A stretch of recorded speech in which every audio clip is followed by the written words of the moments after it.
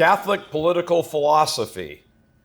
The unanimous declaration of the 13 United States in Congress, July 4th, 1776, when in the course of human events it becomes necessary for one people to dissolve the political bands which have connected them with another, and to assume among the powers of the earth the separate and equal station to which the laws of nature and nature's God entitle them.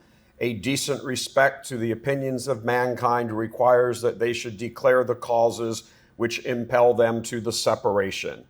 We hold these truths to be self-evident, that all men are created equal, that they are endowed by their Creator with certain unalienable rights, that among these are life, liberty, and the pursuit of happiness, that to secure these rights, governments are instituted among men, deriving their just powers from the consent of the governed.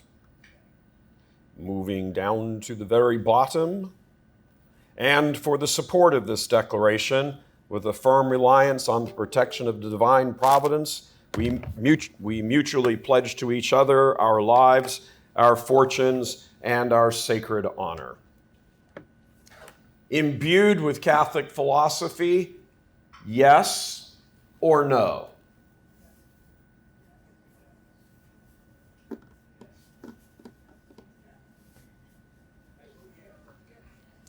All those who say yes, please raise your hands.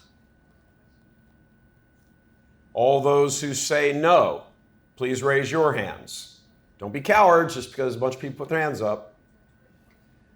It is a trick question. I always ask a trick question.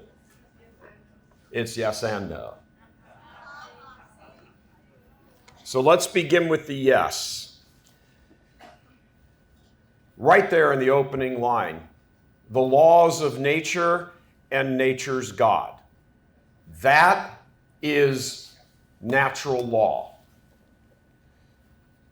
All of Catholic moral teaching, which then drifts into political teaching and philosophy, derives from natural moral law. The church doesn't make up or declare or sort of whip up out of thin air, for example, that contraception is immoral. It doesn't make up any of these things. They locate them in the natural law and vis-a-vis our actions, the natural moral law, and then simply declare what is already there. Let me give you a nice example from the purely natural world. Man did not invent mathematics. We discovered it.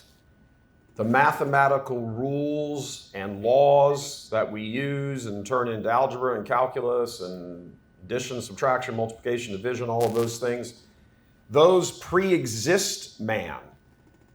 They are part and parcel of the natural order of things. So we trip across that in the natural world. But we didn't invent it. We didn't create mathematics. We invented the language. This much is an inch, times 12 is a foot. But the pre-existing underlying reality is already there. We could call this an orange, and 12 of them is an apple. We call it whatever we want, but the underlying principle is there. This many of this and this many of this combined make this much of this. That man can't change. Man simply gives it a vocabulary whereby we all sort of agree that this is how we're going to speak about it. But we could change the vocabulary tomorrow if we wanted to. But the underlying principles, the mathematical laws of the universe pre-exist us.